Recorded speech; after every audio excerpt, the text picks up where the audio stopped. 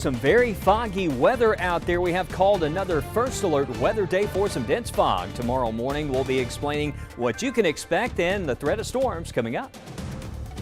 And when the temperatures dip, the flu surges. But what's going on right now with the flu is something we haven't seen in decades. Why it's not too late to get your flu shot. And Florida has been the nation's lightning capital for decades, but that's changing. Which state now sees more lightning strikes per square mile than any other? The answer, well, may just surprise you. Live on your side, First Alert Weather Extra starts right now. All right, Matt, we got some more fog developing out there. You and I were just discussing going ahead and calling a first alert weather day on this. Yeah, might as well just be safe and sorry. It's already forming. We know we're going to see more of it tomorrow morning. It's getting thick out there. I mean, this is a live look from Gardendale right now, and the model data was saying it may not be quite as widespread, but yeah, you can't deny the fact that that visibility is starting to drop off in a hurry, and with those breaks in the clouds, that's one thing I'm concerned about, that temperatures dropping closer to the dew point, so you end up with some calm conditions out there. Notice it's even getting hazy over the city of Birmingham. In fact, compared to this time last night, it looks like it's a bit more hazy with respect to visibility over the city of Birmingham. So a first alert weather day for another foggy overnight and through tomorrow morning. So just be extra safe out there. Tomorrow morning, once this burns off, we do have another cloudy day coming up. Very similar to today. I don't know if we'll see quite as much sunshine, but that's what we're going to be tracking. Of course, the big story coming up is Friday, that next big day for impacts. We do have the risk for an isolated tornado, some damaging wind gusts if we get a severe storm out of this. The big story is going to be the heavy rain production out of this particular system. Our thoughts really haven't changed a lot. This is the outlook from the nation's Storm Prediction Center, and they've got basically half the area covered up here with a level 2 out of 5 risk of severe weather. But notice also they have even East Alabama in a marginal risk. And the thing is, the entire area has a low end threat wherever that unstable air sets up. So let's break it down. Now, when's the timing on this? Well, it was looking like it might be more Friday night, but we could start to see some heavier rain as early as Friday morning, and that's the key here. We get some of that rain in here early in the day, wherever that sets up, that could limit any severe weather threat. So that's going to impact also the risk for some stronger storms, but it will mean some heavier rainfall. One of the latest trends, not only earlier in some of the data, but we do have data that's trending a bit further south with respect to where some of that heaviest rain could set up. So let's talk about the forecast guidance. This is one of our in-house models. This is the Barron model and simulated radar data, and it's showing by 9 o'clock Friday morning we could have some heavy rain, rumbles, and this might be where that line starts to set up. It sort of stalls out, and when you see this is Friday morning at 9, and watch these same areas here. The positioning of where that rain sets up, it doesn't change a whole lot. I mean, these same locations, there's 8 o'clock at night, we're still seeing heavy rain across those northwest areas. Notice that south wind just feeding into this, and by 1 o'clock Saturday morning, guess what? Still heavy rain in these areas. So the rain could hold down instability, but it could also result in, especially with these training storm possibility, we could end up with over 4 to 5 inches of rain in some spots. That is certainly a possibility out of this. Now, there might be a severe storm along the line, and especially for areas to the south where it's a bit more soupy, more unstable. So again, this could be a situation where I know the slight risk is over West Alabama. We may see the greatest risk in areas south. I mean, the way some of the instability parameters could set up, based on this model. So something to watch out for. There's Saturday morning at 5 a.m. This model kicks things on out of here fairly quickly early Saturday, but I just want to stress we do have models that keep the heavier rain in as late as lunchtime on Saturday, especially across East Alabama, so giving you that first alert. So one thing I look for when it comes to the greatest risk of tornadoes, Matt and I were just going over some of this data here. This is the greatest spin and instability, and this is where we could see the greatest risk if there is an isolated tornado threat based on this particular model, and this is showing there by Friday evening. So there's a window out ahead of this line when enough of that wind energy swings through where you can see there maybe you see this a low end risk Pickens County, but you see how these areas to the south still have that threat for an isolated tornado, and that would be into early Saturday morning. So it seems to be, based on this model, the window mostly in a Friday night. You'll certainly want to make sure you have the weather app and ways to get those alerts just in case we have a brief warning. It is a classic setup that we see a lot in the wintertime. It's not an outbreak, but certainly could get a warning out of it. Of course, right now the big story, the fog that is developing. We have some new developments on that. Matt will be back with a check on visibility in the next 30 seconds.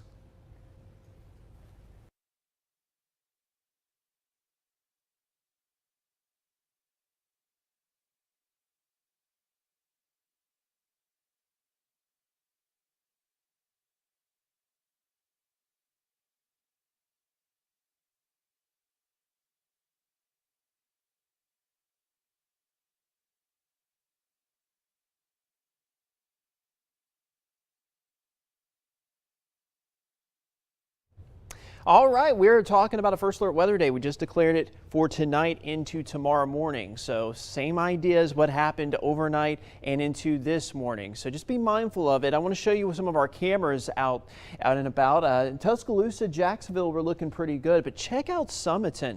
Definitely seeing the fog form over the past hour, and even in Gardendale, we're definitely seeing some foggy conditions. It's getting pretty blurry from this view. So we just want to make sure you stay safe for that evening drive. If you have to travel overnight or into the early morning hours for tomorrow, you'll have to deal with some patchy fog. Here's a look at the current visibility, and you can see those yellows and oranges. Already seeing some orange show up in parts of Marion and Winston counties, indicating perhaps a half-a-mile of visibility. Also in around Blount County and Aniana, perhaps a mile. It's not showing anything for Walker or northern Jefferson County, but we are obviously already seeing that in Gardendale and in Summiton, so just be mindful of that this evening. Temperatures are starting to cool down. It's going to meet that dew point as I was mentioning the other day, and yeah, we're going to have some fog once again in the overnight hours. So this evening, temperatures near 60 with a partly to mostly cloudy sky, fog starting to form, and then tomorrow for that morning drive, make sure you watch Good Day Alabama. Megan and Mickey will be here covering the fog that's out there. We'll start your day in the mid-50s, and then by tomorrow afternoon, just lots of clouds tomorrow. It's going to be another warm day. Temperatures warming up near 70 degrees, and there could be an isolated rain chance, but I think for the majority of us, when it comes to measurable rainfall, we're not going to see a lot of it. So here's a look at that visibility once again tomorrow morning. This model showing mainly West Alabama dealing with all the foggy conditions, and as we go into Thursday night and Friday, there could be some fog in some spots, but overall not too bad. And then tomorrow, like I said, just cloudy and very warm. Well, pain and sadness still linger across wide swaths of Los Angeles County. It's been a year since two fires demolished neighborhoods across Pacific Palisades and Altadena. But amidst the heartache, new signs of life are continuing to emerge, as Ted Lindner tells us, as survivors and communities remain united throughout the intensive cleanup and recovery process. 1 year after the deadly Palisades and Eaton fires tore through Southern California, devastated communities across Los Angeles County remain focused on the long road to recovery. They lost their homes, they lost their schools, they lost their way of life. The catastrophic blazes killed more than 24 people and left thousands of structures damaged and destroyed.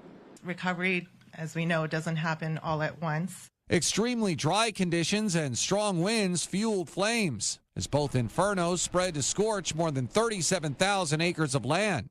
And in the wake of the cleanup, local officials say construction plans are advancing to rebuild schools. This as medical experts at temporary learning facilities highlight ongoing trauma support services for impacted students. That includes individual and group counseling, classroom-based social emotional learning support, and mental health support woven into the school day. Meanwhile, organizations like the YMCA of Los Angeles say their doors are open for wildfire survivors to come and access help.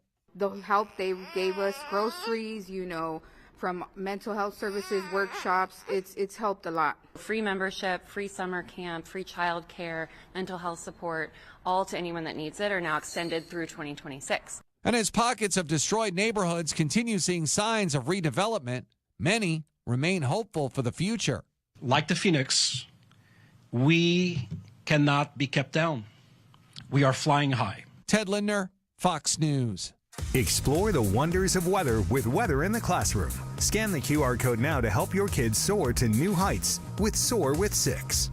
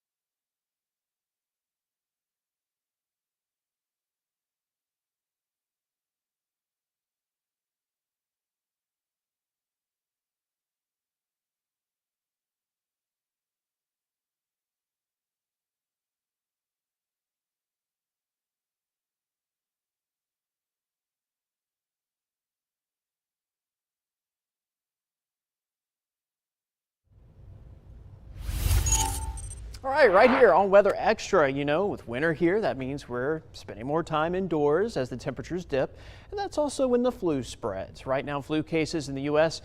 are now at their highest levels on record, going back to the late 90s as a new super variant continues to spread across the country.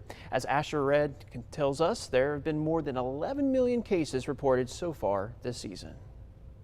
Right now, 30 states are in the CDC's top tier for flu activity. The agency says flu cases increased by 33% Christmas week between December 20th and December 27th. Now, states in the Northeast, the South, and the Midwest are reporting very high flu activity. So far this season, the CDC has reported about 11 million flu cases. The flu has put about 120,000 people in the hospital, and it's already killed about 5,000 people. Doctors say many of these cases are linked to a highly contagious flu strain called subclade K. The body, when it encounters the flu or a different virus, builds up some amount of immunity. What's unique about this season's flu is that it is very different from different flus that we've seen previously.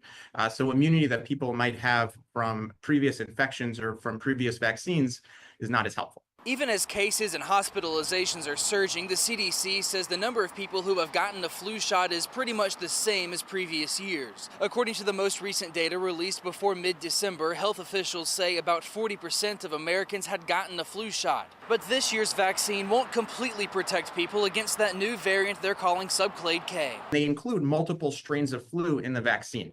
So they try to predict, based on what's happened before, what's more likely to cause the most severe flu outbreaks in the following year and get that into the vaccine. It doesn't seem to be providing as much protection for typical flu symptoms as we would like to see. Doctors expect the flu to keep spreading in the coming weeks, and they warn that cases likely haven't even peaked yet. In Atlanta, Asher Red, Fox News. All right, now here's an interesting story right here. From a weather perspective, when you think about Oklahoma, tornadoes probably come to mind. Well, now the Sooner State has a new weather distinction. It's now the state with the highest concentration of lightning in the country. Now, the new ranking bumps Florida off the top spot in lightning strike density. And a group that monitors lightning strikes, the Advanced Environmental Monitoring, found Oklahoma had 73 cloud-to-ground lightning strikes per square mile last year. The states behind Oklahoma in lightning density: Florida, Louisiana, and Kansas. And the rain and recent storms in California has taken their toll, and what you're looking at is damage inside the iconic Lick Observatory on Mount Hamilton, which is about 2 hours southeast of San Francisco. A reported wind gust of 114 miles an hour ripped off parts of the dome that covers the telescope. Plastic sheeting is now draped over frames to catch rainwater, and officials there say unfortunately the telescope itself was not damaged. But astronomers worry it could take months for recovery and repair work to fix the damage. And it's not just a lot of rain that has people in the San Francisco area concerned. One of the largest king tides in recent memory only compounded the flooding problem over the last week. As Luz Pina tells us, this might be a sign of how things will look on a regular basis in the future. After a storm coupled with record king tides swept the Bay Area, residents are now processing the reality that this can happen again. As far as we know, it's the biggest tide and storm at the same time that we've had in about 30 years here. Over the weekend, this neighborhood in Larkspur flooded. Water entered garages as residents came out in kayaks and paddleboards. We had to, kind of swim in and out. With a break in the rain, garages were open, airing out the damage. This has been happening for generations as well, so I think it's just some of the ongoing things we deal with Mother Nature. This video from the UC Santa Cruz Center for Coastal Climate Resilience shows a visualization of San Mateo County, an area that faces significant sea level rise impacts. This is what they're projecting during a 100-year storm. Professor Mike Beck, director of this center, is watching what's happening closely. King tides give us a good picture into what future sea levels can look like and the problems that creates. In the current events, you can see that those problems, particularly this time of year, are going to be quite commonly coupled with rainwater and strong winds. So the strong winds are going to be pushing those tidal waters even higher up on us. With rising sea levels due to climate change, Professor Beck said king tides are to be expected. Usually talking 2, 3, sometimes depending upon what we're looking at, the average 4 feet of water additional with the high tide. In San Francisco, king tides led to flooding on Embarcadero. The Port of San Francisco said they're prepared. In terms of the long-term plan, the Port of San Francisco, along with many other city agencies, is working with the U.S. Army Corps of Engineers on a resilience plan along the waterfront. And what that is going to do is help the city's waterfront adapt to sea level rise. All right, live look from Summiton, and this is the view right now, the kind of scene in parts of the area, and why we have called another First Alert Weather Day. That fog is going to be thick in some spots out there again overnight tonight and tomorrow morning. Check it out. I mean, already seeing that kind of foggy weather this evening. Of course, the other big story, we're going to be talking about this system coming up Friday into Saturday. Let's get you set for what's on the way here. Again, at the moment, we have developing fog, a few clouds.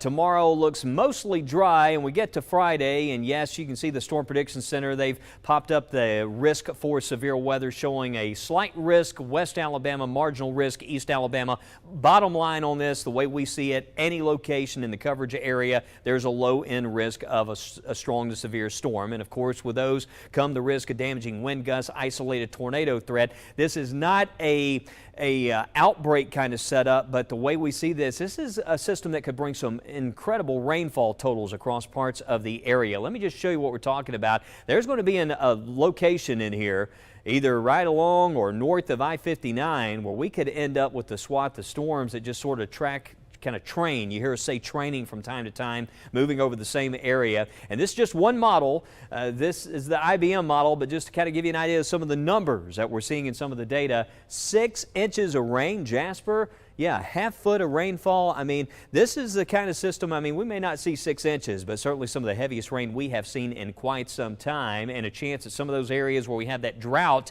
will certainly get a workover with the rainfall. Make sure tomorrow, if it's been a while since we've had rain like this, check around the house. You have some areas where you have some of those drains checked and make sure the gutters are clear, leaves, debris, because we're going to see some heavier rainfall coming up there Friday night and Saturday. And that's why initially yesterday we first called the First Alert Weather Day for that threat of localized flooding. But again, there's a low-end risk there. Every location, the thing is even south of that line, it's going to be more unstable, and that's where we could see some of those storms set up. So for Friday and Saturday, we're going to be watching for that system. So let's just kind of take it day by day here. We'll start out first off tomorrow. Of course, big concern out the door. Here's the new data on the fog. In these areas where you see the colors, the brighter colors, that's representing the lowest visibilities, dropping below a quarter of a mile, as Matt was talking about. And this will burn off. There's 11 o'clock, maybe still some fog through mid to late morning, but it took some time today, and gradually we'll see that fog give way, but it stays mostly cloudy, highs around 70. So Friday coming up, a lot of our in-house data is coming in a little bit earlier. That's the new developments today. As the rain comes in a little bit sooner, there's 8 in the morning, and we're already seeing the possibility of some heavy rain and storms in northwest areas. And here's the thing, if the rain just doesn't let up, and this is where that heavier rain develops, that's where the risk of severe weather is located. We may see that risk a bit further south where the instability is able to materialize. Even notice by 4 o'clock Friday, it's got some of that heavier rain moving south. And a lot of times when you get setups like this, it's a battle. That rain develops and it helps to limit the instability. It keeps the air sort of rain cooled, so that can be a factor with respect to limiting the severe weather. But models are indicating Friday night and a Saturday, a low moves north of us, and that low-level jet south wind starts to kick up, and this may waver northward again, and we'll need to watch it in here in case we have a couple storms late night into early Saturday morning that may try to briefly rotate. So that's why we have the low-end tornado risk as this system moves in. Now the front will move through late Saturday. We might see some of this rain stick around across East Alabama late morning, midday on Saturday, but after that it turns a lot colder and very windy Sunday. Some gusts up to 30 miles per hour, lows back to freezing early Monday and Tuesday. Maybe a few showers around the middle of next week, but overall next week it looks like we're trending cooler, more stable. We're not seeing severe weather next week, but I know, Matt, you're tracking that long-range data, and certainly looks like freezing conditions coming back. The next big freeze Monday morning. That's right. You know, it's been spring this week. We'll be back to winter by next week. And just to give you an idea, as we go into the second half of January, our average average high temperature is right around 54. We actually start to warm up into the 56 is our average towards the end of the month. Morning temperatures are generally in the mid 30s. Just want to give you that idea, because when you look at these maps, it shows you the odds of temperatures being above or below average. So we're looking at mid 50s, mid 30s. That's our average for this time of the year. Notice for January 15th through the 21st, we're going to have some cold air moving in from Canada. So we're looking at maybe odds of seeing below average temperatures for the eastern half of the country. So we got cold air moving in. And I know around this time of the year, there's always, the kids are always wanting to know, are we going to get snow? I know there's a bunch of social media out there that loves to hype up any particular storm. Notice as we go into January 15th through the 21st, it's showing perhaps chances of seeing above average precipitation along the Gulf. So there could be some storm tracks along the Gulf Coast. There could be some cold air, but you just got to have the perfect ingredients. You got to get the cold air to match up with the rain. So for now, it just looks like we'll see below average temperatures with some opportunities to see some rain. We'll have more updates coming up right here on Weather Extra.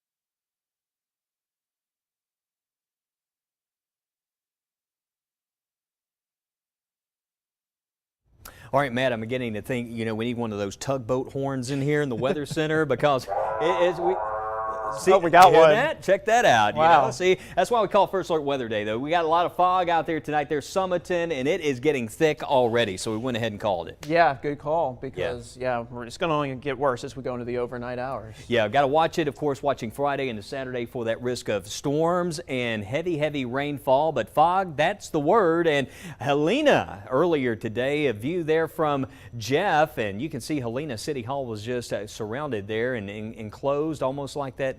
A little show here's got a lot of popularity lately, Stranger Things, right? Right. And this is out of Ohatchee right here. Donald Thacker sent us this picture right before he got his, yeah, there we go. Wow, that's pretty cool. Catch a little bit of sunshine in there. Just a little bit. Yeah, and here's a look at Logan Martin Dam this morning. You can see the fog on the water thanks to Rachel Gentry for the picture there. A little Deep Purple song to go with we that. recently just had our first full moon of the year. I think it was the Wolf Moon, I believe. And this is what it looked like when that full moon was over Weiss Lake and Center. So thanks to Michelle Williams for that beautiful picture. Days like this, we just love to see the moon or the sun. I know, right?